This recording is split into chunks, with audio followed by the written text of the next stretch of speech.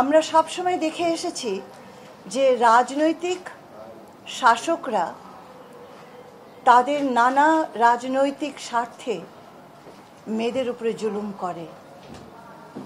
যেমন জমি যদি দখল করতে হয়, নারীকে নির্যাতন করো, শিশুকে নির্যাতন করো, সেই জমি থেকে সেই পরিবারগুলো সরে যাবে। যদি নির্বাচনকে পক্ষে আনতে হয়, একটা কমিউনিটির উপরে সহিংসতা আরোপ করো, মেয়েদেরকে ঝুঁকির মধ্যে ফেলে দাও, সেই গোষ্ঠী সেই জায়গা থেকে সরে যাবে।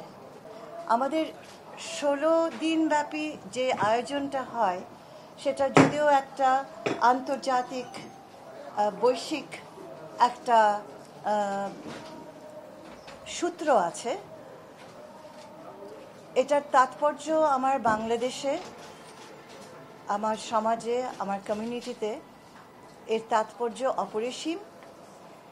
এবং যেই কারণে সেদিন সেটা ঘটেছিল এবং প্রতিবাদ হয়েছিল, সেই প্রতিবাদের ফলে একটি আন্দোলন স্থায়ী রূপ পায় বিশ্বব্যাপী, সেই কারণগুলো আমাদের দেশে প্রতিনিয়ত বিরাজমান।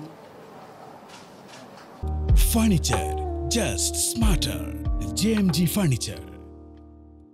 আমরা সবসময় দেখে এসেছি যে রাজনৈতিক শাসকরা তাদের নানা রাজনৈতিক স্বার্থে মেয়েদের উপরে জুলুম করে। যেমন জমি যদি দখল করতে হয়, নারীকে নির্যাতন করো, শিশুকে নির্যাতন করো, সেই জমি থেকে সেই পরিবারগুলো সরে যাবে। যদি নির্বাচনকে পক্ষে আনতে হয়, একটা কমিউনিটির উপরে সহিংসতা আরোপ করো, মেয়েদেরকে ঝুঁকির মধ্যে ফেলে দাও, সেই গোষ্ঠী সেই জায়গা থেকে সরে যাবে। তাতে যারা এই ঘটনাগুলো ঘটায় রাজনৈতিক বদ উদ্দেশ্যে, তাদের লাভ হয়।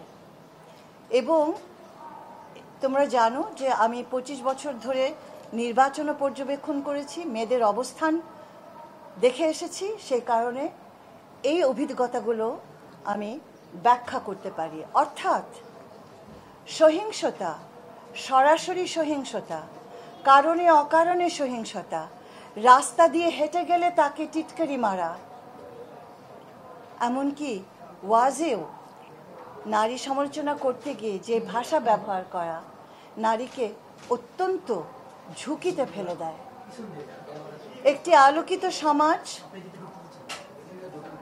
যেখানে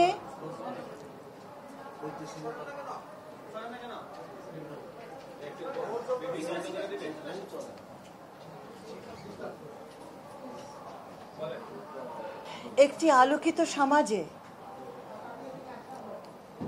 আমি জানি না আলোকিত হতে হয় কিনা নারীকে সম্মান করতে হলে, একটি আলোকিত সমাজে মেয়েদের প্রতি, শিশুদের প্রতি, নারীর প্রতি যে স্বাভাবিক সম্মান বোধটুকু থাকে, সেটা যখন ভাঙতে শুরু করে, সেই সমাজ কিন্তু সার্বিকভাবে ভাঙতে থাকে। আমরা এটার একটি চরম রূপ দেখেছি গত 16-17 বছরে একটি স্বৈরাচারী পরিবেশে। তবে এইটুকু বললে যথেষ্ট বলা হবে না, কারণ সংস্কৃতির গভীরে যদি এমন আচরণ থাকে, এমন নীতি থাকে, যেখানে নারীকে অপমান করা গ্রহণযোগ্য হয়ে যায়, সেই সমাজ ভয়ঙ্কর একটি জায়গায় চলে যায়। সহিংসতা নারীর প্রতি বাংলাদেশে কমেনি, বই বেড়েই চলেছে।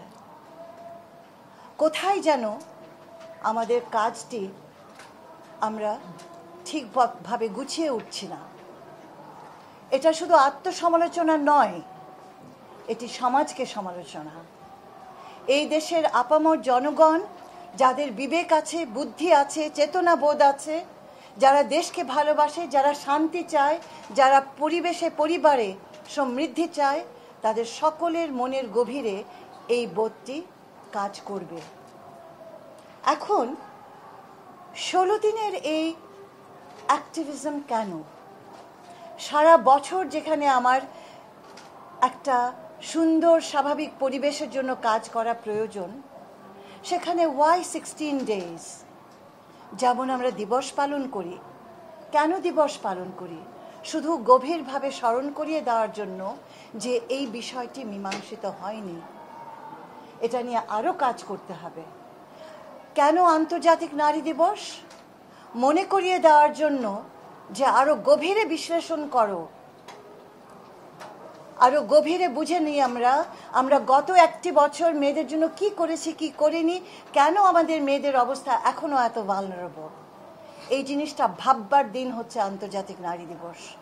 ঠিক তেমনি এই 16 দিনের অ্যাক্টিভিজম হচ্ছে আমার সারা সমাজকে আরেকবার সাথে নিয়ে আন্দোলন করা। আন্দোলন শব্দটি বহু ব্যবহৃত। আমি বলবো সমাজকে নিয়ে এমন একটা নাড়া দেওয়া যে তোমরা জেগে ওঠো, আমাদের নতুন করে কাজ শুরু করতে হবে। 25শে নভেম্বর সকাল 9টায় আমাদের এই 16 দিনের কর্মসূচি ঘোষিত হতে যাচ্ছে। আপনারা সেখানে আমন্ত্রিত।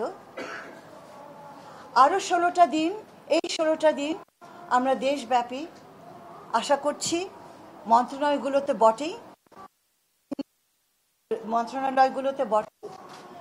আমরা আরেকবার সমাজের বিবেকের কাছে প্রশ্ন তুলব।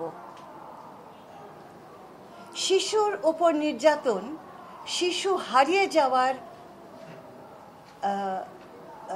প্রবণতা ভয়ঙ্করভাবে বিরাজমান।